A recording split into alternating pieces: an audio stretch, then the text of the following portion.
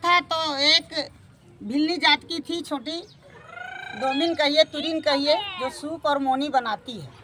तो वो गांव गांव में भूल भूल के अपना बेचती थी, अपना रोजी रोजगार उसी से करती थी। तो एक दिन क्या हुआ, दूसरे गांव में चर्चा जब हो रहा था तो सोची कि जा रहे हैं हम चर्चा को सुनेंगे। शिव गुरु से बहुत प्रेम था उसको।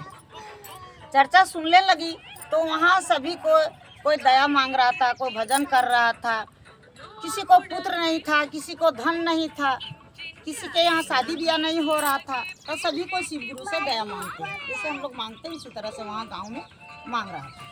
फिर बेचारी सोची कि हम अपना मोनी और सूप बेचते हैं और हम अपना गोद मेरा खाली है, बच्चा नहीं है हमको, तो हम बाबा भोला से हम भी मांगेंगे तो हमको मिल जाएगा। अपने मन में सोची। तो मन में ही मन जब बाजा का आवाज़ आता था तो बहुत ध्यान से सुनती थी। जैसे हम लोग यहाँ हम लोग बैठकर भी नहीं सुन पाते हैं, और कोई गांव में घर में रहता है और बाजा का आवाज़ होता है तो आवाज़ से भी कोई सत्संगी रहता है तो वो सुनता है। उस तरह से बेचारी सुनती थी। तो बोली ठीक है, हम जा रहे हैं, वहाँ चर्चा हो रहा है तो अपने बैठेंगे किनारे से और अपना दया मांगेंगे और जाकर के बाबा भोला से कहेंगे कि हमको भी गोद भर दीजिए, हमको एक संतान दे दीजिए। तो उसी तरह से सोची, वहाँ से आई तो प्रसाद उरसाद मिला तो लेकर के आ गई। और आ गई तो उसी समय उसको अपना घर में गर्भ रह गया। दूसरे दिन से उसका गर्भ रह गया तो 9 महीना हुआ, उसको पुत्र पैदा हुआ तो मन में वो गस्ती थी कि हम जब पुत्र हो जाएगा तो घर में धूमधाम से चर्चा करेंगे और सभी शिष्य परिवार को बुलाएंगे और प्रसादी बांटेंगे। मतलब खुशी का उसका मतलब ठिकाना नहीं रहा। तो उस तरह से सोची, और जब पुत्र हो गया तो 1 सवा महीना जब हो गया तो मन में सोचने लगी कि जाकर के हम अब चर्चा करेंगे नहीं, हम तो बाबा पूरा कर दिए, अब बाबा को हम ठकेंगे नहीं। तो सोचने लगी। फिर अपनी गांव की चर्चा जब जहाँ हो रहा था फिर गई और कहीं दीदी लोग से प्रणाम की और बोली कि दीदी आप लोग चर्चा करते हैं, मेरे घर में भी चर्चा कर दीजिएगा। तो सब बोली हाँ हाँ हाँ हाँ। उस समय हाँ हाँ बोल दी। उसके बाद बोली कि तुम कौन है, अपना परिचय दो। तो बेचारी घूंघट के साथ थी, डरती थी कि हम नीच जाति के हैं, हमको शायद इज्जत यहाँ नहीं मिलेगा। तो फिर घूंघट उतार दी और बोली। तो सबको देखा कि अरे ये नीच जाति की है, कौन जाएगा इसके यहाँ। सभी शिव परिवार थी। बोली कौन जाएगा इसके यहाँ। बोली ठीक है जाएंगे। बोल दी ठीक है जाएंगे। बेचारी अपना घर गई तो सजाई पूरा घर और गोबर से नीपी बोड़ी, सब साफ सफाई की और इतना प्रसादी लाई थी, भोग लगाई। तो उन लोग बोली थी कि हम 10-11 बजे ले आ जाएंगे आपके यहाँ चर्चा में। कोई नहीं आ रही है। मन में सोचने लगी, गुरु से बोलने लगी कि गुरुदेव क्या हुआ कि हम जा कर के चर्चा रखें और कोई नहीं आ रहा है। हुआ 12-1 बज गया, शाम हो गया, नहीं आई। तो अपने आप मन में उनका लगा कि कोई सुने या ना सुने, लेकिन हम गुरु को सुनाएंगे जरूर। गुरु को हम अपना प्रसादी रखे हैं। तो अपने जितना सुन के आई थी उस चर्चा में वही चर्चा करने लगी, वही भजन करने लगी और वही गुरु को सुनाने लगी। खुश थी, मगन थी।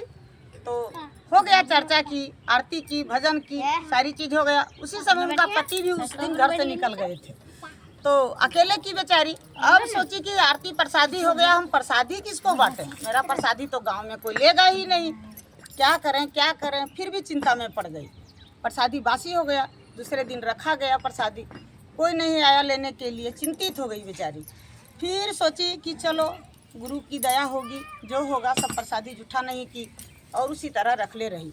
अचानक क्या हुआ, दूसरे गांव की महिला गोष्ठी, जैसे हम लोग चलते हैं कभी कभी चर्चा में दूसरे गांव जाते हैं, उसी तरह से दूसरे गांव की चर्चा करने के लिए दूसरे गांव जा रही थी। वही राह से तो देखी कि इन लोग अपना चर्चे के बात बोलते जा रही थी, चर्चा भजन का बात बोलते जा रही थी। तो प्रणाम की और बोली दीदी कि मेरे यहाँ जा कर के चर्चा हम भी किए हैं, सो बहुत प्रसादी रखल है, सो कोई नहीं आया। सब दुख सुनाने लगी। मेरे गांव की है जो, सो इसी तरह बोली कि जा कर के चर्चा रखो, हम आ जाएंगे। जो चर्चा करती थी दीदी लोग सो, और कोई नहीं आई दीदी। बोला ऐसी बात है। बोला हाँ कि ठीक है। तो बोला आप लोग प्रसादी ले लीजिएगा, बड़ी प्रसादी रखे हैं। बोल प्रसादी तो ले लेंगे, हम लोग नहा धोकर जा रहे हैं चर्चे में दूसरे गांव, लेकिन अभी मुंह जूठा नहीं करेंगे, चर्चा में जाएंगे, प्रसादी दे दो, हम लोग लेते जाएंगे और वहाँ प्रसादी हम लोग खाएंगे, चर्चा हो जाएगा उसके बाद। बेचारी के बहुत उत्सुकता हुआ, खुशी हुआ, प्रसादी बाटी मन मगन से और सभी शिष्या को दी प्रसादी लेकर वहाँ से चली गई। वहाँ से लेकर के चली गई तो क्या हुआ, डोमिन का गांव का सारा जो शिव शिष्या थी सबको, किसी को यहाँ घाव, किसी को यहाँ घाव, किसी को यहाँ घाव, किसी को यहाँ घाव, किसी को यहाँ घाव, और गांव से दुर्गंध ही दुर्गंध आने लगा। तो बेचारी सबको सोचने लगी, बोल कैसे हुआ। तो उन लोग को भी निमंत्रण मिला था जो तीसरे गांव में चर्चा हो रहा था वहाँ। तो सोची कि चलो अब चर्चा में जाया जाए।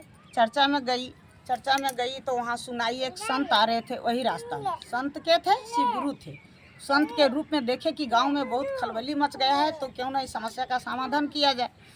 तो आए तो बोले कि आप लोग कैसे लग रहे हैं इस तरह से, सबका मतलब देख रहे हैं चेहरा में क्या हो गया है, गांव भी दुर्गंध आ रहा है। तो उन लोग अपना सुनाने लगी कि बाबा कुछ नहीं, इसी तरह से बात था। सो एक डोमिन रखी थी चर्चा, तो हम सोचे कि हम नीच जाति की है तो हम लोग कैसे जाते, कैसे उनके यहाँ के प्रसाद लेते, कैसे उनका घर जाते, इसलिए हम लोग नहीं गए।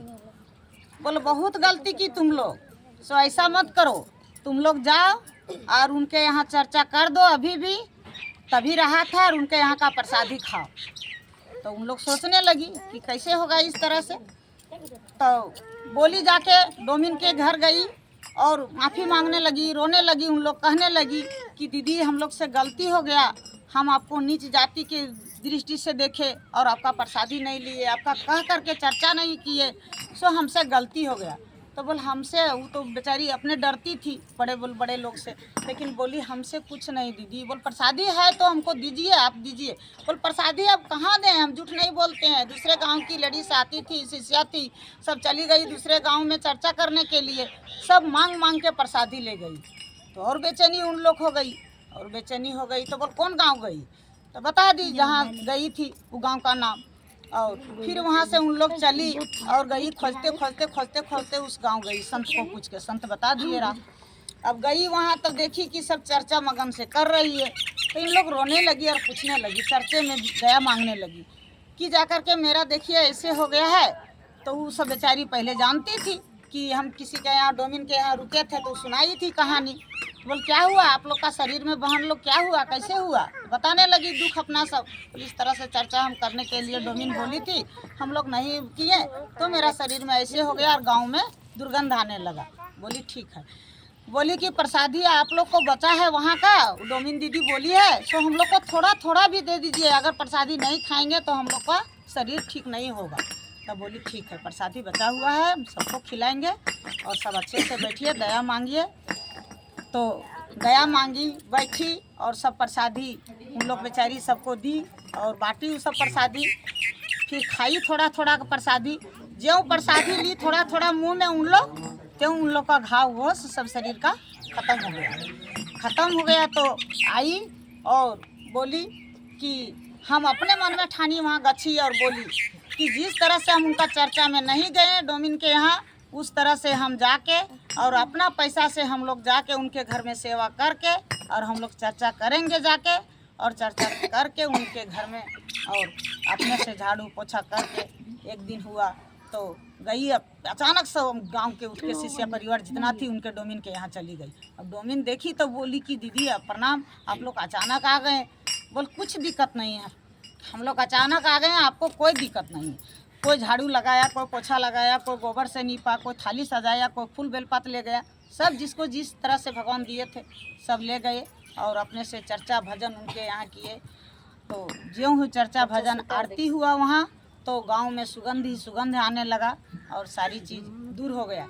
इसलिए कहा जाता है कि ऊंचा नीचा जाति भेदभाव नहीं रह गया है, करना नहीं चाहिए सत्संग भजन गुरु में। जिस रूप से जो बुलाता है उस रूप से समय मिलता है तो चल जाना चाहिए। कभी कभी ई गांव में भी सुने बहुत को मुंह से कि उसके यहाँ के जाएगा छोड़िए ना, लेकिन हम कभी नहीं सोचे, आसन पर बैठ के कहते हैं। जब हमको समय मिल जाता है तो हम ना नीच देखें न ऊंच देखें न कुछ देखें, न गरीब देखें न अमीर देखें, सबके यहाँ चर्चा में चल जाते हैं। टाइम मिलता है तो हम कभी नहीं छोड़ते, लेकिन अगर टाइम नहीं मिलता है तो गलती तो हो जाता है, नहीं टाइम मिलता है तो। इतने कहकर अपनी चर्चा को वाणी को विराम देती हूँ। हर हर महादेव।